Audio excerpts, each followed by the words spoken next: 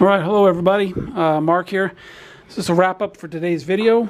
Went out to a spot I hadn't been all year, or at least since the big floods of last winter, and I was kind of exploring around to see what was there. I also like to collect paddles there. So I found quite a few over the years. The stand-up board paddles and the kayak paddles. It's a very popular area for that kind of activity. And even though I drew a blank other than a piece of one that you'll see in the video, or saw in the video. So wrap up, pair of aviator sunglasses, don't look too cheap. An interesting pair of glasses here. I'd never seen anything like those quite before. But yeah, anyways, those are special, huh? Swim goggles, snorkel, piece of old tile that I find interesting, just like old stuff like that, and a rather well-used, well-stepped-on phone, definitely unrecoverable, and a DJI drone blade, which I promptly extended my dive for about 10 minutes looking for the drone, but to no avail. A really good lure that catches into absolutely everything, because I think I caught it onto everything: my wetsuit, my glove, my goodie bag, you name it. I think I caught into it, everything but my skin, trying to get it into the box. An unexpected find as I was zipping along. I looked down, there's this coin sticking out of the dirt or the soil, and man, I sure hoped that that thing was going to be silver, but alas, it was not. 1978 vintage. A couple of golf balls made it an official dive. And then when I came across this, I kept having the Devo song Whip It Good running through my brain for quite a while during the dive, and then just as it faded, I found another one rolling down the way. So, okay, following this up, I'm going to do a quick answer to some question that several inquiries on, and that is my DPV, or my scooter that I use. I'm going to give a brief introduction to that and tell you guys about it a little bit. All right, hey, thanks for watching. All right, to the several people who have asked about my scooter, this is it. It's a Genesis 600. Well, let's see, wrote this up. It's a Genesis 600. It speed ranges from 50 feet per minute to 300 feet per minute. All I know is that it goes faster than is comfortable for me sometimes, so I'd only accept on rare occasions do I ever burst it up to full speed. It's just a lot of water drag there.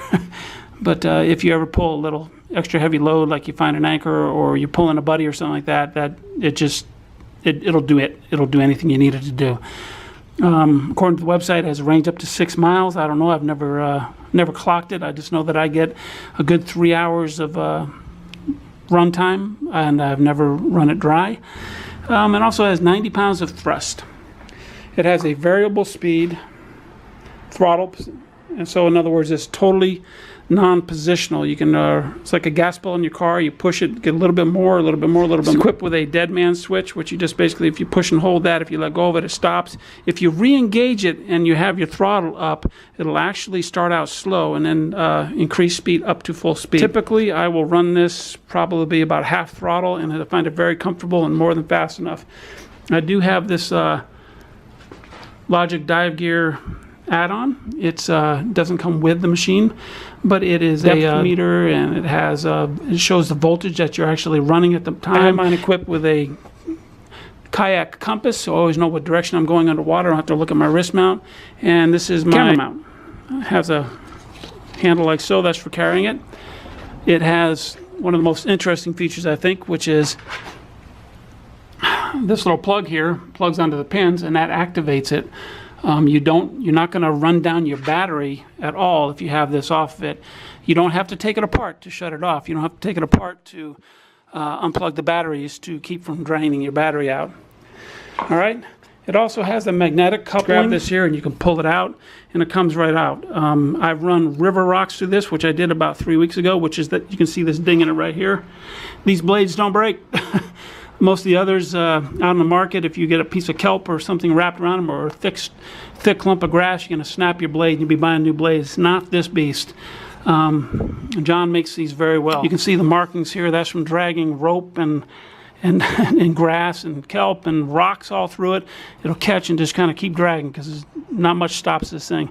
Even when I caught the rock, which I caught right here, that did stop it, but it kicked it right out. It was actually about the size of my fist. Just got too close to the bottom, it sucked it right in. That's about it. Let me flip this over. So this is the website, logicdivegear.com. John Nellis is the owner and creator, and he's the man. Give him a call if you're interested. Visit the website if you're interested.